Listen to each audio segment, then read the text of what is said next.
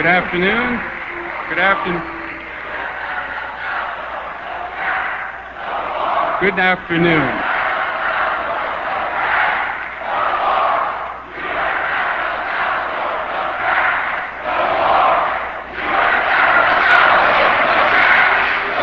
Good afternoon. Can I have your attention, please? Can I have your attention, please?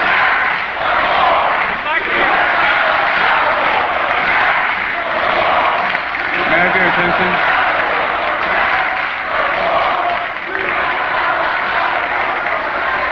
May I have your attention, please? May I have your attention, please? I'd like to make just a few announcements before we begin. As I said before, my name's Jim Atwood, and I'm president of the Harvard Law School Forum, and I welcome you to the forum. We have been spending the better part of 36 years bringing discussion to this campus.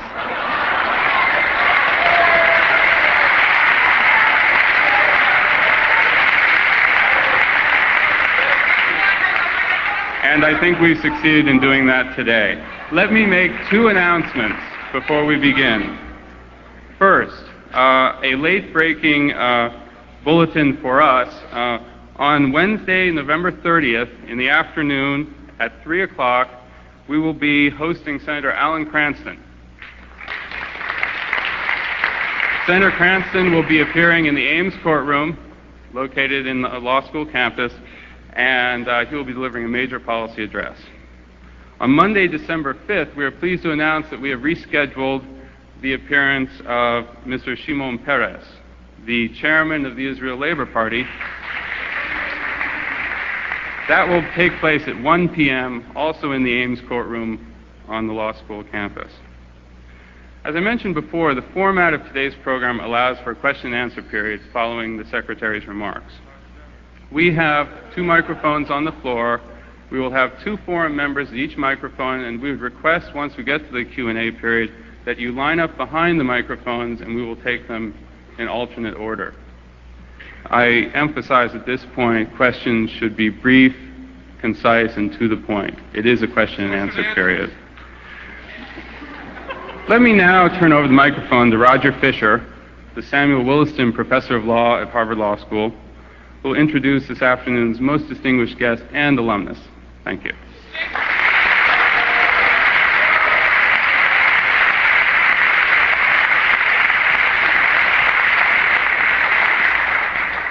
A few minutes ago, when at lunch one of my colleagues heard I was going to introduce our speaker, knowing my views on our military policy and foreign policy, knowing the views, he said, boy, knowing what we might expect here, he said, boy, have you got a problem. When I heard that, I was reminded of the last time I worked full-time for the Pentagon as a weather observer in World War II. We were test flying a plane over Newfoundland. One engine was new. The hotshot pilot feathered 3 engines to see how it would do on one engine, and we were all duly impressed, that is, scared to death.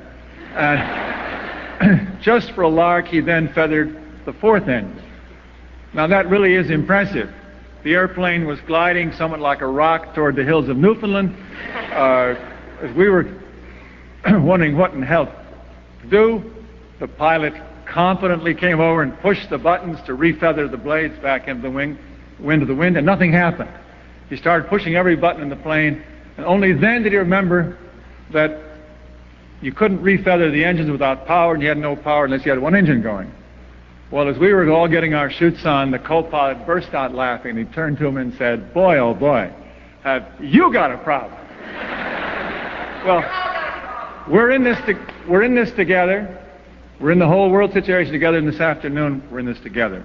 We've invited a distinguished guest here. So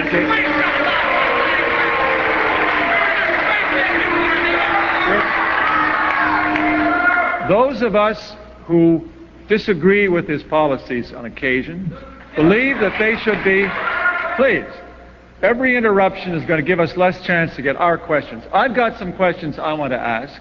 I know you have questions you want to ask. There are some people who take a physical approach. And those of us who are critical,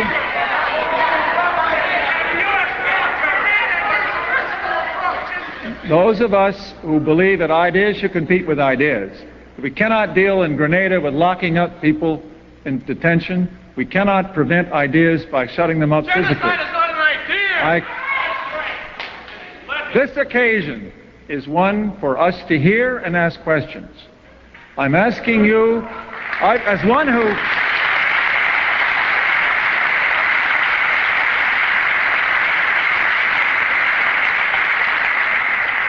Our guest was class of 1938 in the college, class of 41 the law school. He served in the infantry from private to captain.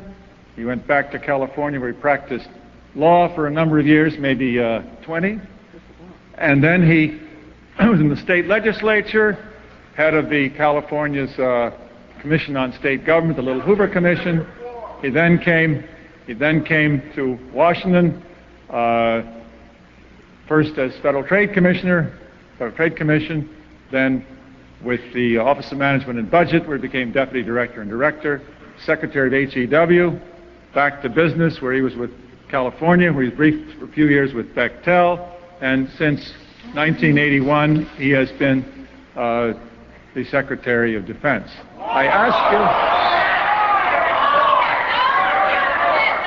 ask you to let's let the questioners question, let's get the ideas, by shouting that if the only one who will win this afternoon, if you think you can win this thing, the only one who will win, if he's prevented from speaking, are the people who believe that force and violence should decide these questions, not ideas. I ask you to hear ideas.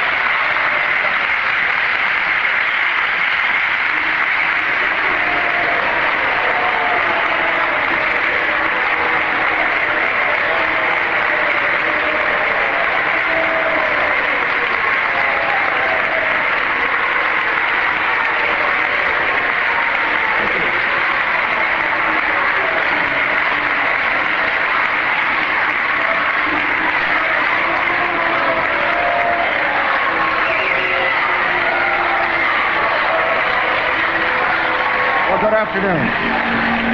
It's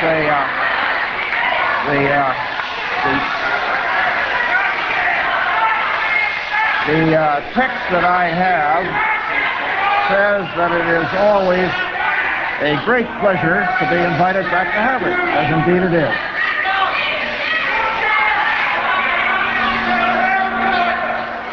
Good.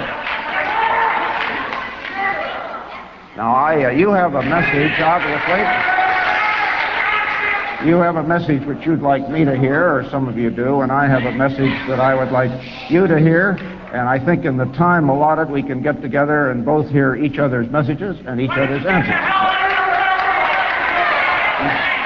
And the message that I have is that arms reduction, genuine, deep, verifiable, and equitable arms reduction is a cornerstone, a keystone of our whole administration policy.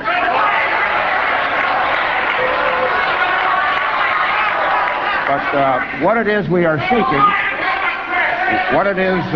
that we are seeking are a real result, not just negotiations, not just noise, and not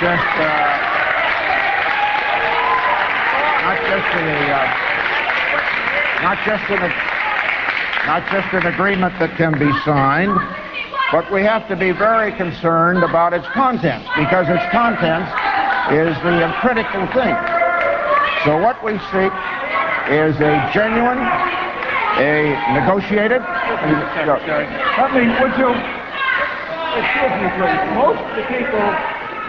Most of us here would like to exchange this few moments. You can protest and demonstrate outside, you can raise signs. There's a few minutes to hear some ideas, a few minutes to ask questions. Secretary's speech, let's let him say what he wants to say, and then let's ask him questions. That's what Harvard is about.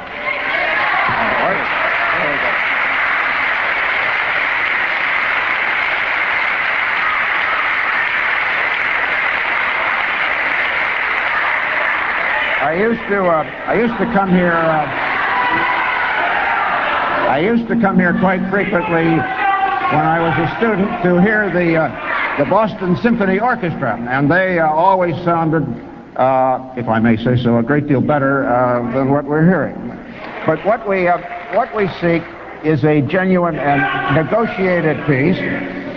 We seek a reduction, an actual reduction, not just a limitation agreement, but actual reduction to equal level. And it is essential that we get down to equal levels if we are to reduce the fear and the terror that a great many of these weapons have brought. I think it's worth thinking back to the dawn of the nuclear age. At the dawn of the nuclear age, the United States found itself with a complete and total monopoly of these weapons. We were, at that time, with unquestioned military superiority, had it in our power to hold it, blackmail if we wished, the world, and we did not do that. We pursued an exactly opposite course. What we did was to recognize that there could be no winners in a nuclear war, and we offered to turn over our knowledge of nuclear power to an international agency. That was the Baruch Plan, and it is one of the first of the many plans that were offered and proposals that were offered to reduce the impact of these weapons. But it is also a keystone of our policy to try to keep the peace. And we are convinced that the only way in which the peace can be kept is by a twin course of trying to secure genuine and verifiable and sharp arms reductions at the same time that we maintain sufficient strength to encourage the other side to participate in negotiations of that kind. We've recognized that there can be no winners in a nuclear war, and we have recognized that a nuclear war should never be fought, and we have recognized that the twin factors that can produce a peace with freedom to say the things that we wish to say, is a posture of deterrence, which has both deterrence, that is maintenance of sufficient degree of strength so that our position will always be clear that we cannot have a strike made against us without a degree of retaliatory strength that would prevent the first strike from being made. And it is that degree of strength that we have to have that we think can prevent a nuclear confrontation. We think that if we do not have that twin policy of maintaining sufficient strength and modernization to deter attack, and at the same time try to secure that reduction of weapons that can enable us to have the balance of deterrence at much lower levels than at present, that then we will have the very best chance for preserving our peace with freedom. But maintaining that credible deterrent requires us to upgrade our own forces if our adversaries upgrade theirs. And even though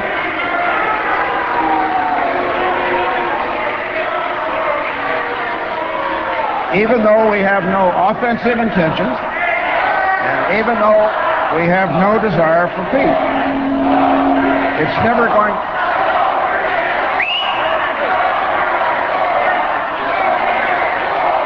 May I have your attention, please?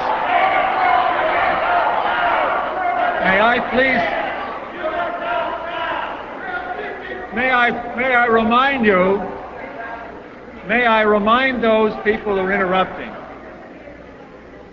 May I remind you that if you have any values, if you disagree with some issues,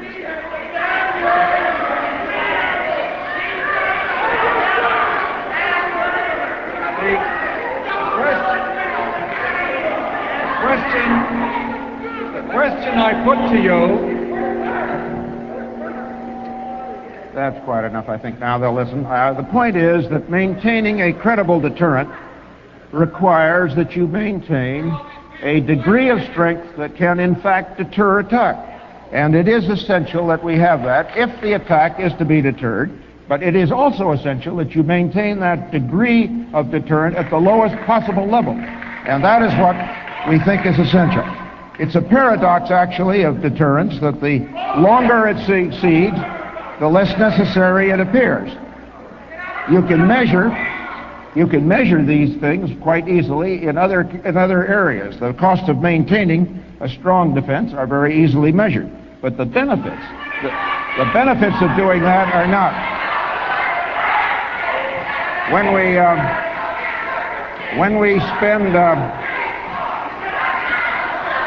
we spend our money on a new car or a new home, you can see a tangible good. You can measure that. But when you spend your money on various things that are necessary to maintain deterrence, you can never really measure how much aggression has been deterred. If the peace is maintained, people tend to feel that it isn't deterrence, it's some other factor that is doing it. So it is the paradox of deterrence that the more it succeeds, the less necessary it appears. And as the time passes, the maintenance of peace is attributed not to that strong defense you're maintaining, but to all manner of other factors, such as possibly a peaceful intent of the other side, or a spirit of detente, or something of the kind.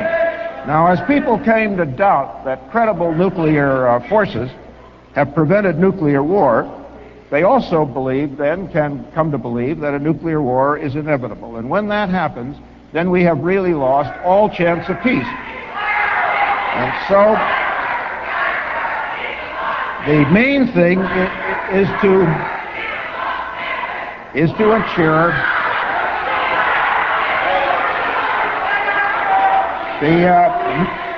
the principal objective and goal, then, of any policy has to be that you have to achieve real arms reduction. At the same time, you're maintaining sufficient strength to keep the other side at the table with an incentive for reduction. If they see that the United States has no intention of strengthening or modernizing its forces, there is no incentive for them to reduce. And without reduction, then you do indeed have the arms race that we are trying to avoid. So it is absolutely essential that we provide that kind, of incentive for major reduction. Now, during the 70s, we tried a different tack, and unfortunately it didn't work. We tried in the 70s to restrict our developments of nuclear weapons so that there would be no conceivable suggestion that the Soviet Union would have any idea that they might be struck with a sudden disarming first strike. We had hoped to encourage similar restraint by the Soviets, but unfortunately we did not. Instead of joining us in restraint, what they did was to step up their own strategic modernization program. They developed a whole new generation of ICBMs. They had hardening of their own silos. They spent a lot of money on civil defense, and they also developed something that we do not have and have never had, and that is a refiring capability, so that the mere counts of missiles and warheads becomes increasingly less relevant.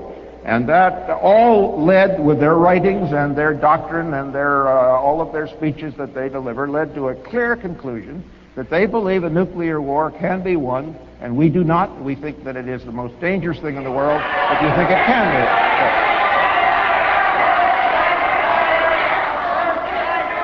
They also, we pinned high hopes in these arms limitation discussions at SALT. In 1969, when the Soviet began the discussions with SALT I, they had over 1,500 nuclear weapons. In 1972, when SALT I was signed, they had gone up to 2,300. In 1979, they had 5,500. Today, they have over 8,000. And with their arsenal now under the SALT Treaty, and this is the reason. Here is the reason that we oppose. Here is the reason that we oppose a SALT treaty or an arms limitation treaty, because their 8,000 strategic weapons can actually grow to 15,000 under SALT. And so an arms limitation treaty is not enough. It is an arms reduction treaty that is required. And that's why it was so critically important that last week, 2 weeks ago at Ottawa, with the NATO defense ministers, we agreed to take out 1,400 of these weapons unilaterally, and that was on top of 1,000 that we had taken out earlier, making a total of 24. So our arsenals have gone steadily down, and what we have not done, however, is, and on the intermediate range weapons, bear in mind that the President's proposal that he made a year and a half ago is still the best, and that is for zero. None on either side. And unfortunately, the Soviets have declined to discuss that in any way. And then we have tried various other levels to get them down to equality at lower levels than the 351 SS-20s they have now. But unfortunately, they have not yet started to negotiate seriously.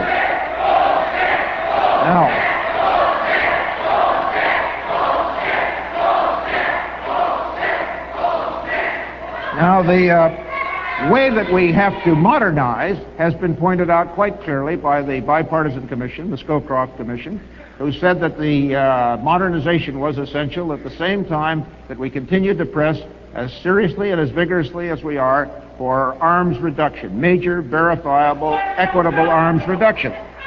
The Scowcroft Commission's proposals were that we stay with the modernization program, that we make sure that we get rid of the most destabilizing weapons of all, and that we modernize our triad, but at the same time that we make every effort and continue to make every effort to secure major and verifiable reductions.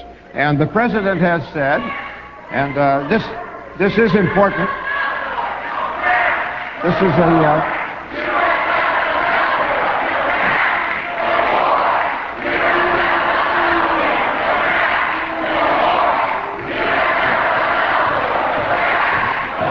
I think this statement of the,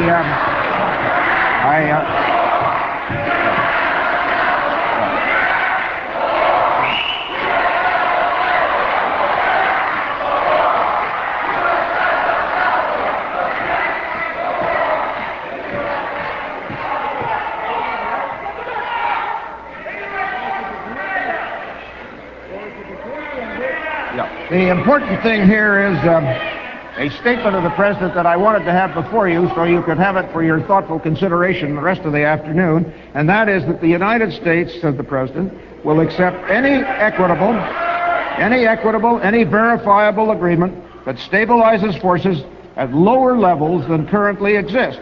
We want significant reductions, and that pledge stands. Now the most recent START initiative that the President has before the negotiators at Geneva is one that provides for a mutual and a guaranteed build down of both ballistic missiles and of bombers. We have also proposed the establishment of a joint United States-Soviet build down group. And finally, we continue to try to reduce the destructive capability of these weapons, sometimes called throw weight. And bear in mind that the ratio of throw weight now is something like 5.3 on the Soviet side to 1.9 on the United States side. And so it is essential that we do get them. The President is perfectly willing to enter into negotiations. He said many times there will have to be trade-offs, and he said that the United States is prepared to make these trade-offs so long as they result in a more stable balance of forces. In the short term, he said, stability requires that the Soviet monopoly on their ability to destroy hardened targets has to be ended. And with the INF proposals, where they have a total monopoly, with 351 and more of the SS-20s to none on the NATO side, it is essential that we get down to zero if we can. If they won't accept zero, then down to some much lower level than we have at the moment. And in the whole cause of securing peace, we have to bear in mind that deterrence, while it has certain unpopular aspects, as is quite apparent, is the policy that has helped preserve the peace for nearly 40 years between the superpowers. The other thing, and one of the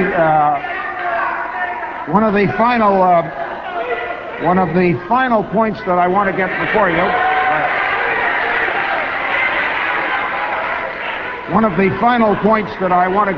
you, because I think it's particularly apt today, is that it is very easy. It is very easy to become discouraged with the bipartisan or the democratic processes that are needed. Bear in mind that there is no public opinion in the Soviet Union that would enable us to have a meeting such as this, and there is no way that they can have a rational or even an irrational debate. And so it is essential that we bear in mind that the important thing is to decide all these matters within our democratic process that permits this kind of a discussion. We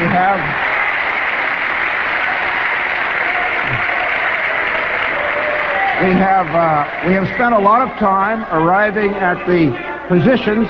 We spent a lot of time arriving at the positions that our negotiators are presenting at Geneva, at both the intermediate range and in the long-range weapon. And that time has been involved in what a lot of people who get discouraged quickly have said is negotiating with ourselves. And they say that weakens us. And they call attention to the fact that the Soviet Union, they call attention to the fact that at the Soviet Union there is not only no negotiation with themselves, there is no public opinion. And my own feeling is that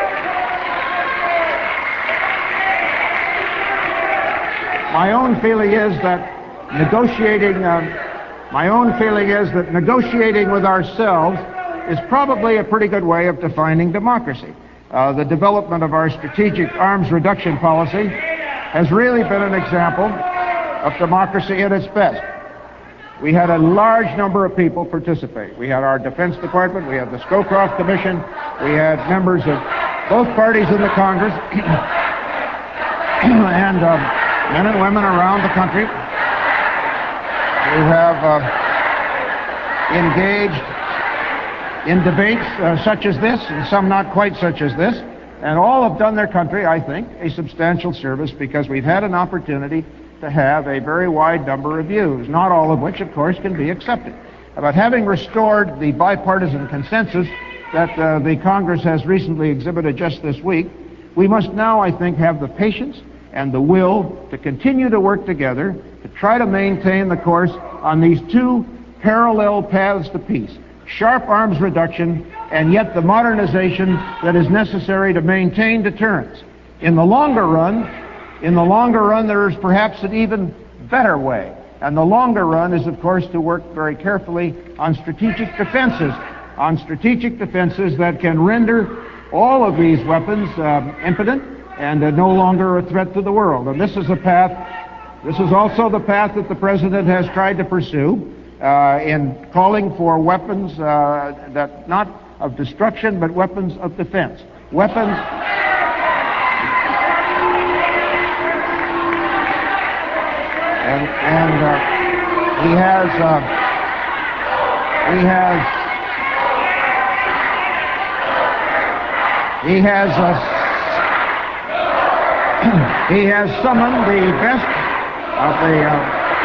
He has summoned the best of the scientific genius. He has summoned the best of the scientific genius in this country to try to produce the means of protecting our people and not avenging them. And in the long run, strategic defense offers the greatest hope of removing this shadow from the world. But that is a hope that we can only realize if we can maintain peace with freedom during the time it takes to develop it. And the way of maintaining peace with freedom is through continued, patient, resolute efforts to reduce arms at the same time that we engage in the modernization of our weapons so that we can maintain a credible deterrent balance and then try to get that balance at infinitely lower level. Now, I believe we can succeed, and I think that to succeed, we have to justify and show a unity of purpose and our patience and our will and our real belief in a truly democratic process that allows these matters to be debated rationally all over the country.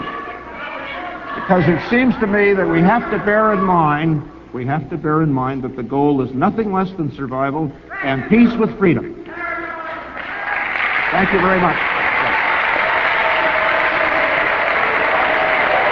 Now we'll practice.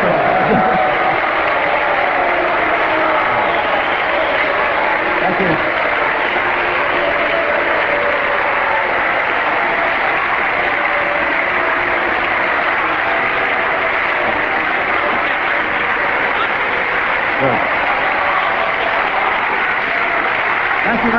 Thank you. Thank you. All right. Thank you. Thank you. All right.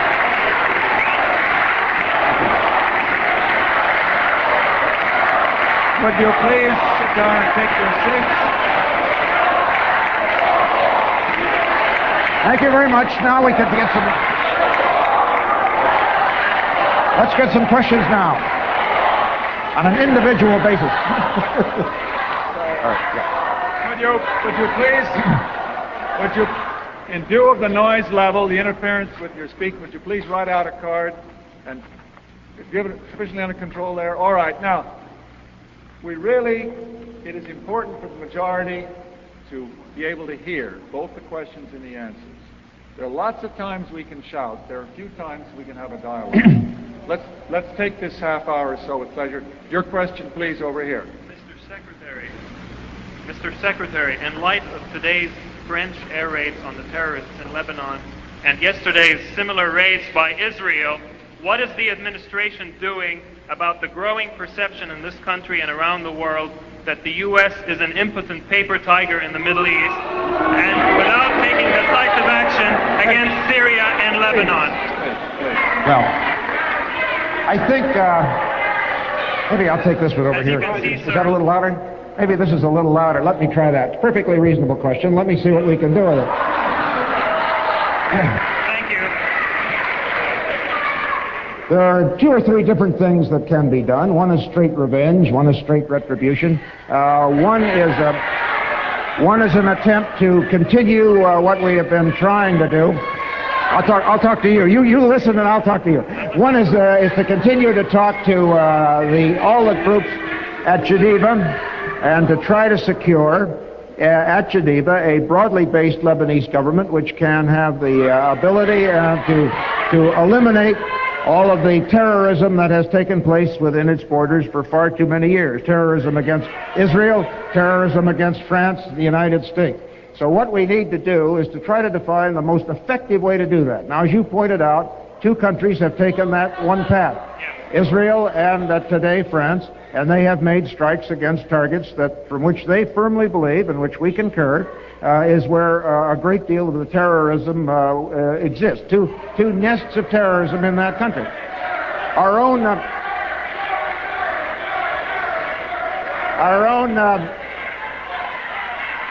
own policy has not yet fully matured, but what we are doing is looking at all of the possibilities. But mostly what we would like to do is to get Lebanon back to be a sovereign, unoccupied country so that it can prevent this kind of thing happening in its own borders.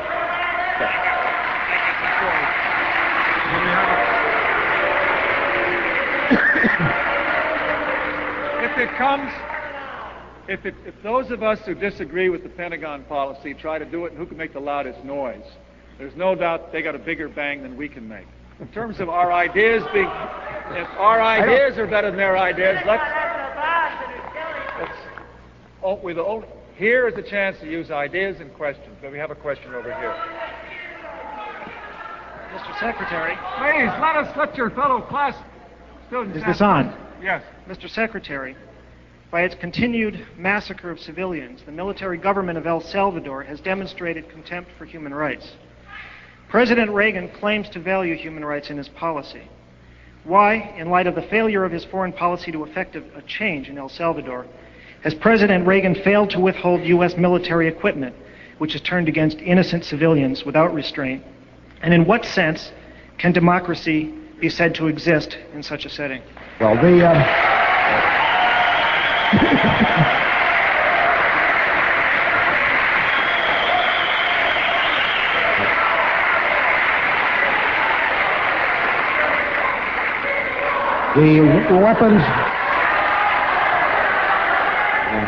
the weapons which have been furnished in El Salvador are weapons that are designed to prevent the construction of another Soviet base, such as Cuba, within the Central American area.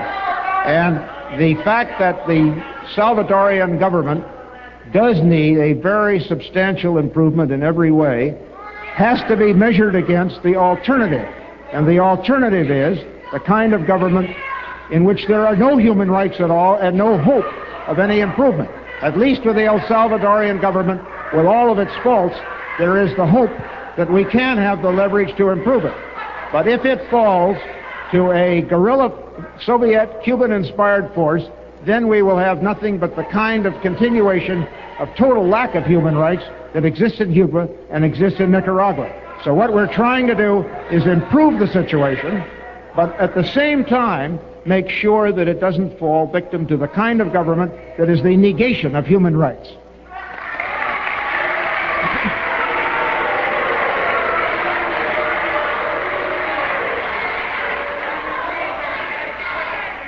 Please. That's fine, but you're not going to...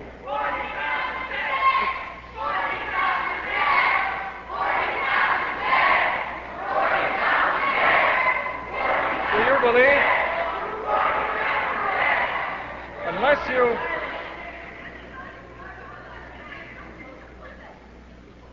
Yeah. Next question. On this side here. Yeah. Mr. Secretary, first, I want you to know that most of us here today believe in free speech, and some don't. So do I.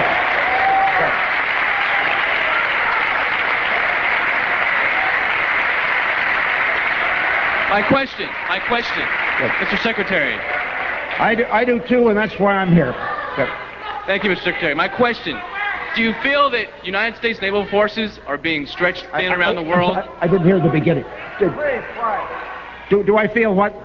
Do you feel that U.S. naval forces are being stretched thin around the world lately? And if so, what should we do about it? Well, we have, the naval question relates to the naval forces and how thin they're spread. The problem is that we have a large number of commitments, and they are not conveniently all in one place. But we do have the plans underway to regain the degree of naval strength that we need. And I think that right as of now, if nothing further happens that imperils our national security, we would have a sufficient degree of force with the ones that are being added to deal with the situation as they exist. But it is essential to bear in mind that we have commitments in many parts of the world, and it is not really possible for us to give up those commitments without seriously endangering our national interest. And so we are acquiring greater naval strength, and by toward the end of the decade, we will have the degree of naval strength that we should have had, that we would not have had if we'd lost. So I think we're all right now, bearing in mind that we still may have to have a lot more activity that we would not choose, having a defensive philosophy. But I think right as of now we are all right so long as we keep on growing. Thank you. Secretary, Oh, we can keep going a while. It's all right. It's all right. all right. Mr. Secretary, we got a lot of questions, Good. so keep your answers short. All right. Please, on that. Very good. Over here. First of all, Mr. Weinberger, I'd like to congratulate you and your administration for being ahead of your time. You have brought us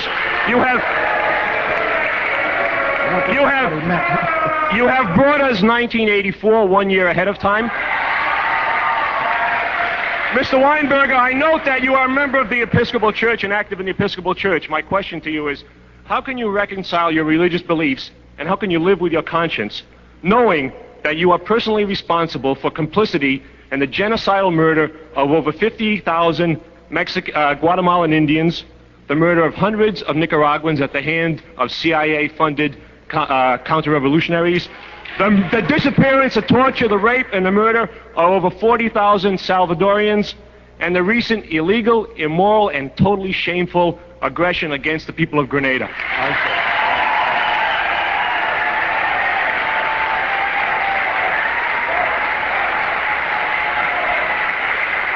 Well,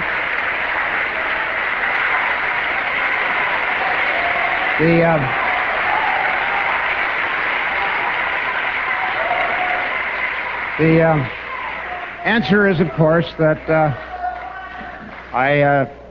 do have a conscience. It is a personal matter. I have not really admitted, nor can I feel, that there is any complicity in any of the deaths that you recite. As a matter of fact, one of the most oppressed peoples in the world are the Mosquito Indians in Nicaragua, and they are people whose policies we are trying our best to liberate. So that I have to tell you that my conscience does not bother me about what we're doing one bit. I think it is the right course to follow. But thank you. You got somebody here? All right, quiet, please. Quiet, please. Yeah, I don't mind free speech. I don't like cheap words, but I'll go on anyway. In 1898, the U.S. invaded Cuba. Since then, according to U.S. News and World Report 2 weeks ago, we've invaded more than 50 other times. Now, our legacy in the whole Central American Caribbean area is illiteracy, poverty, infant mortality, a kind of litany that if it occurred in a country where we lived, we'd be ashamed of it. And we can put up with it because it's over there. Now, the only countries that have changed that legacy are Cuba after 1959 and Nicaragua and Grenada. Now, I don't know if you've been watching the Vietnam special on TV, but don't you know that the entire third world, the whole UN voice... Yeah. How can this administration justify in the long term what it's doing now? It's going down to ruin like it did in Vietnam, and the sooner the better from my point of view. Let me just answer one part of that. It is very easy for you to say that the entire third world feels this way, or that all the Caribbean is in poverty. There are two quick answers to you. The things we are doing, the Caribbean Basin Initiative, and 3/4 of all of the aid that we seek are for economic improvement, to try to reduce the poverty there. But the important thing is the last point that you made. And if you would talk, as I have, to over 500 of the students who were rescued from Grenada, you would find that they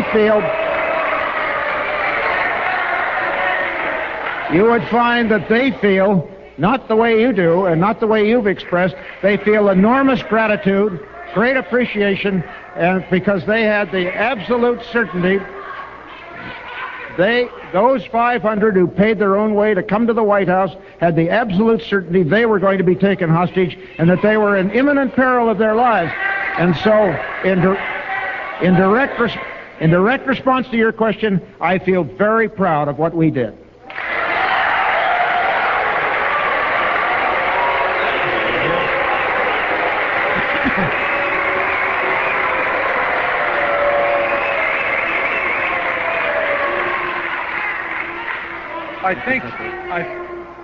I think you will learn more. You can come over here. You can come over and shout by yourself sometime, but your colleagues and I cannot hear the Secretary very frequently. We can hear you anytime. We have the next. Every day in class. One more question over here, please. Mr. Secretary, it's my understanding that components of the Rapid Deployment Force are also earmarked as replacements for NATO in case of trouble in Europe. If the Rapid Deployment Force is needed elsewhere, what are the contingency plans for reinforcements in Europe? And before you answer, I'd like to say there are a lot of people here who support the administration's policies. Thank you. Very good. Thank you very much. It's a very reasonable and responsible question, and let's see if we can get an answer to it. The problem is that there are indeed, every one of our divisions, every one of our units has 4 or 5 different missions. Many of them are so-called earmarked for NATO. But if particular contingencies happen in other parts of the world where we have to respond, such as the British had to respond quickly to the Falklands Islands, then some of the NATO forces would indeed be drawn down. And what we are developing in the NATO is the attempt to work out the so-called out-of-area contingencies. And we have now a well-developed plan that still requires European consent, so that as forces are moved out perhaps of Europe to go to, for example, the Mideast or something of that kind, they will be filled in quickly. This requires, however, the ability to reinforce across the ocean, and that requires that the sea lanes of communication be kept open. So all of this is tied together with our plans for an expanded fleet. Thank you. Okay. No, I was just saying I applauded your idea for a moment of silence, but not for the cause. Let's have a question over here.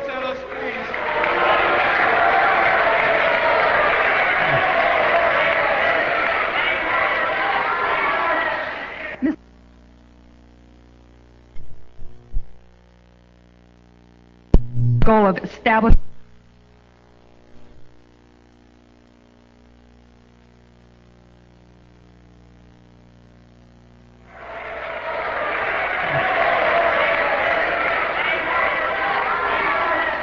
Mr. Secretary, even as you deny the rights of the El Salvadorians and the Nicaraguans, I think it's useful to look at what you claim is democracy in Grenada. Martial law has been established on Grenada that provides for arrests and searches without warrant, press censorship, and banning all public meetings.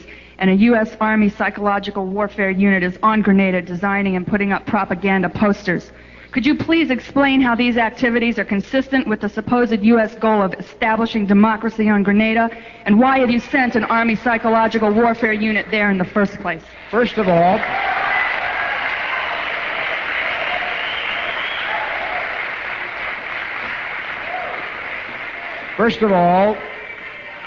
and I know it will not be a popular response, we would have to deny that those conditions are taking place. What is taking place is the establishment of a new provisional government under Grenadans.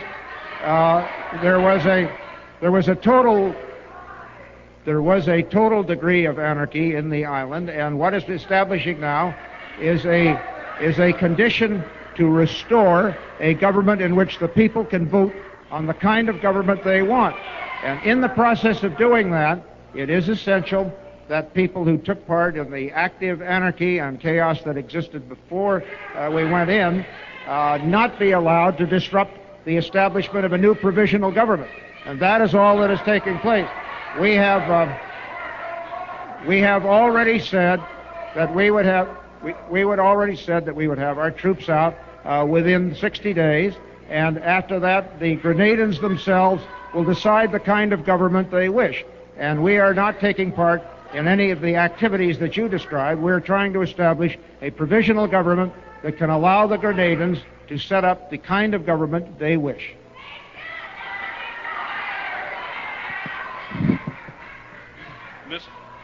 Mr. Secretary, I have a question. Let one of your colleagues make a question, please. Yes. I'd like to ask a question, and to do that, I yield to the previous speaker.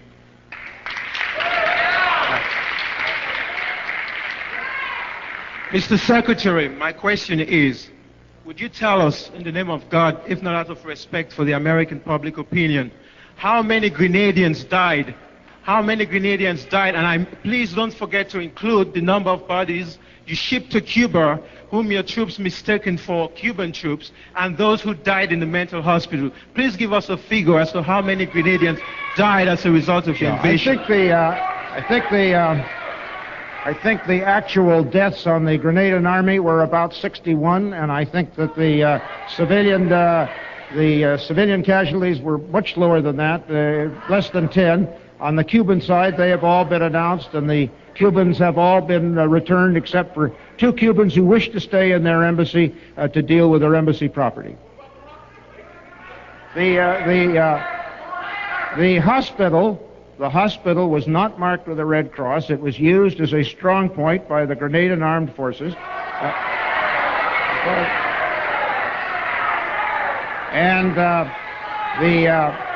The patients in the hospital had people in the Grenadian army standing next to their beds firing out the windows, and our soldiers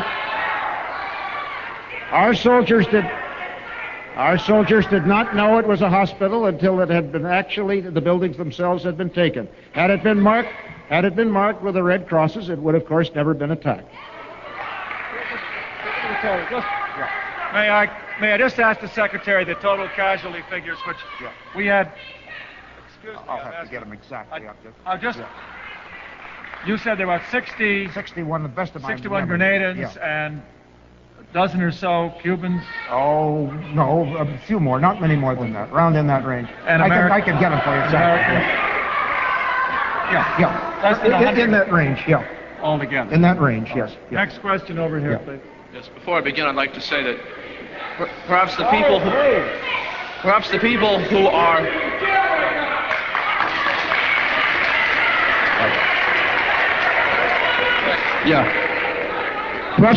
interrupting will let him speak, because I think his own words will damn him to the hell he deserves. My question is, on the aftermath of the June 12th, 1982 rally in New York. I really can't follow you at all, I'm sorry. In the Just a little slower and a little further away from the mic. Yes, in the aftermath of the June 12th, 1982 rally in New York City, at which approximately 1 million people attended, you said words to the effect that public opinion and such demonstrations of it would not affect American foreign and military policy. Now, I would like you to explain yourself as to how you can stand on that statement and on the statements you made earlier this afternoon about public opinion being extremely important. I cannot see how they can match.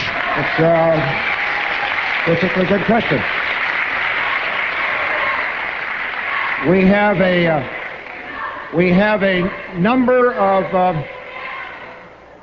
a number of very good ways of measuring public opinion, and the best way is by an election.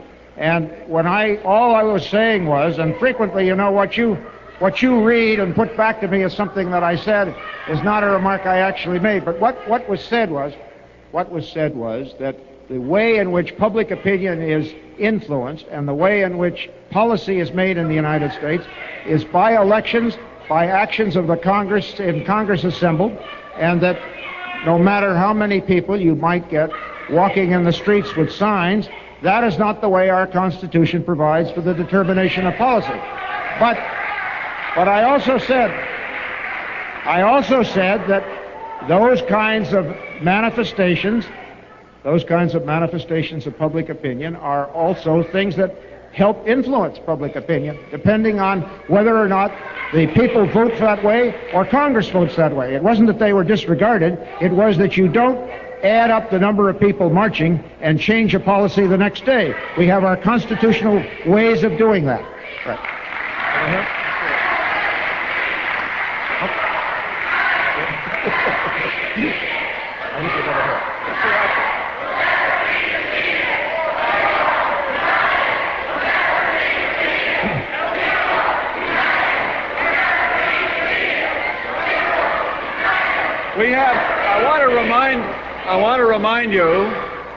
I do want to remind you, particularly the woman with the red shouting so loudly, I do want to remind you that we have a guest here who we invited to engage in discussion. And you're entitled to stand in line, ask your question or others, but you are depriving most of us from hearing repetitive phrases and chanting. I myself believe, let me tell you where I stand. I believe that you will not be convinced by the Secretary's words, and you'll be armed better if you hear what they are. That happens to be my belief. But don't try and drown them out. Let's let some ideas come on. Next, please.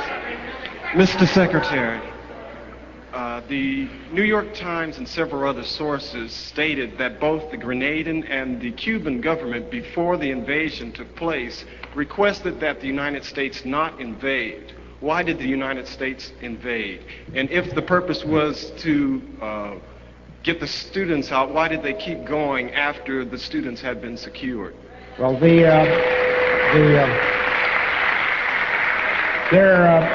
there was no Grenadian government that could request anything. There was total anarchy. The prime minister, who was a Marxist, had been murdered. 5 of his cabinet had been murdered. There was no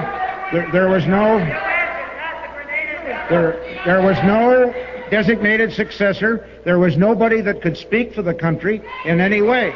And so what happened was that the students, over almost 800 American students, were in 2 different campuses. and their safety was secured. Their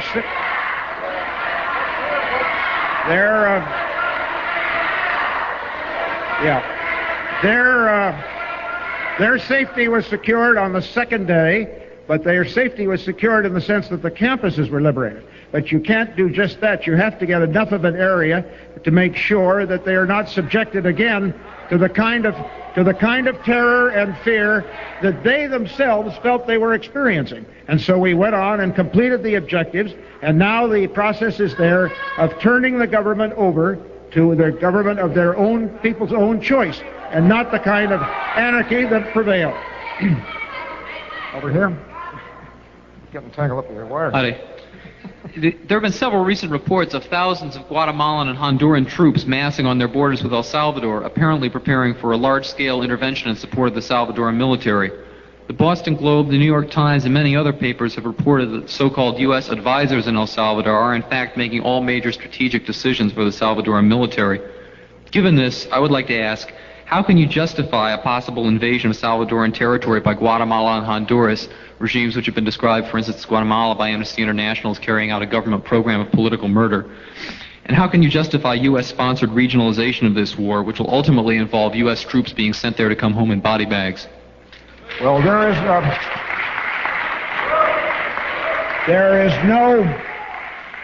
are no American advisors in Salvador that are making all the decisions. If there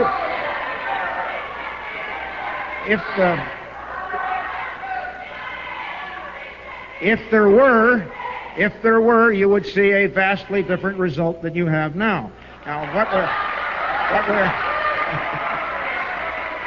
what we are talking about in Honduras is we are there at the request of the Honduran government to help train their troops. We continue to do that, but we are not participating in any way except to try to get a larger amount of primarily economic aid for El Salvador to reduce some of the great poverty that is there now.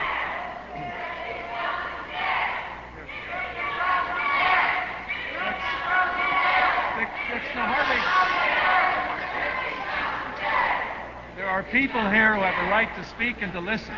It requires a certain amount of tolerance. Any society that wants to be a democracy is entitled to a certain amount of toleration. Next question over here, please. President Reagan has gone on record as saying that the anti-nuclear movements in Europe are overly influenced by the... President Reagan, we couldn't hear the question because of some of your... President Reagan has gone on record as saying that the anti-nuclear movements in Europe are overly influenced by the Soviet Union. I'm wondering, is that a perception that extends to anti-nuclear activists in this country? Try it again. It's a good question. We didn't hear it. Can I repeat the question? I'm sorry, I didn't quite pick it up. President Reagan has characterized the anti-nuclear movements in Europe as overly influenced by the Soviet Union, and my question is that perception extend to anti-nuclear activists in this country as well? Yeah. Now, I think the question was whether or not the administration feels that the anti-nuclear demonstrations in Europe are all Soviet-inspired, and the answer is no, we don't. But what we think is that it is possible for the Soviets to help work on American or European public opinion, because that opinion is basically free to be worked on. There is no similar public opinion in the Soviet Union. Your final question. That wasn't his question. Go ahead. I'm just wondering if you feel that you have evidence that there is Soviet infiltration of American anti-nuclear activists.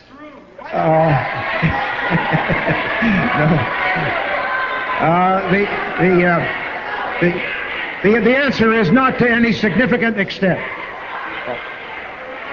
Your question, Flora, please, over here. Mr. Secretary, you spoke of strategic alternatives being used in Europe, and you also spoke of the deployment of missiles. Will you please be quiet? It's really wonderful to see so many Americans using their freedom of speech right, considering so many Americans thought worthy to die of. as you were saying, you made a couple of points about the deployment of missiles in Europe and also about NATO and the United States feeling secure enough in Europe to bring the missiles back home. And I was wondering how you can feel so secure when only 4 years ago we saw Russian aggression right there in Afghanistan. What did you say?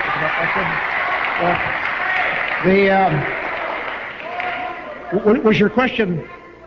It was about Afghanistan, but I didn't get quite what the question. Would you just repeat just the end there? It was just about, you were saying that NATO felt secure enough and the United States felt secure enough to deploy missiles in Europe, correct? You were in your speech, at least what I could hear of. Yes. You were saying that we were developing strategic alternatives in Europe to make ourselves feel safe there, correct? Yes. Okay.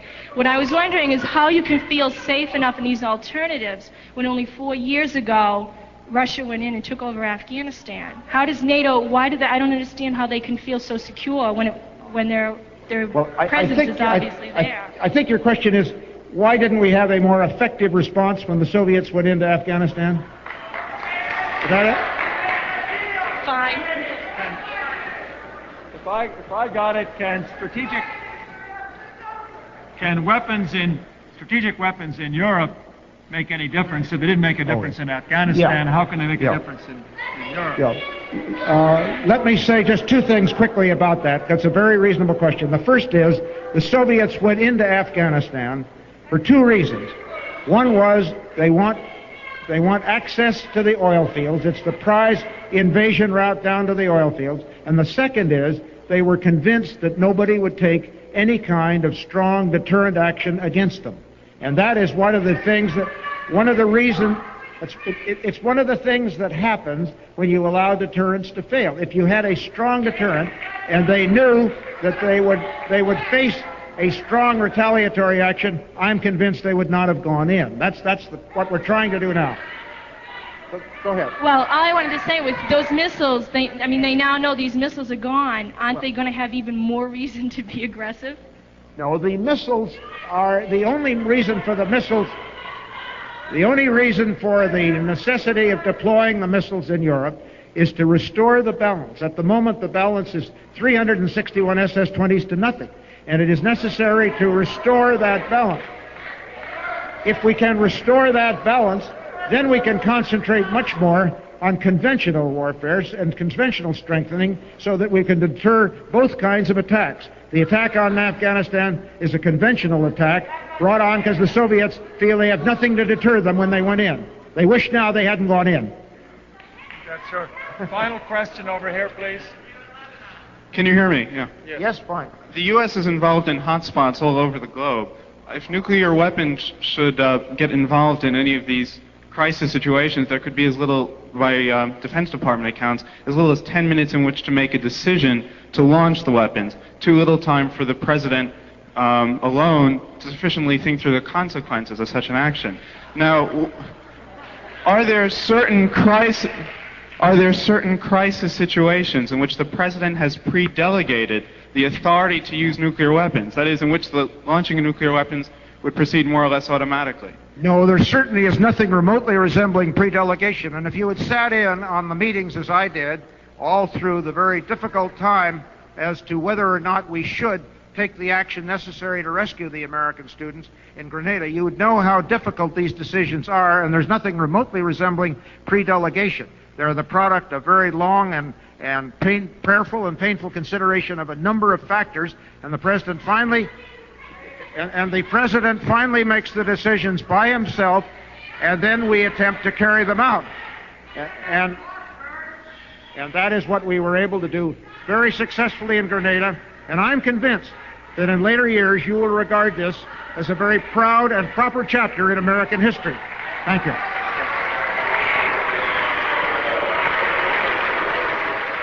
Mr. Secretary.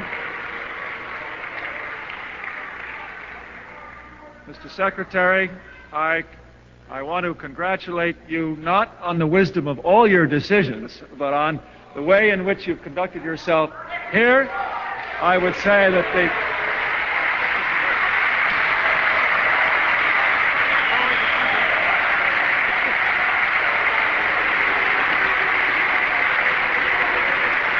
Yes, sir. You got that.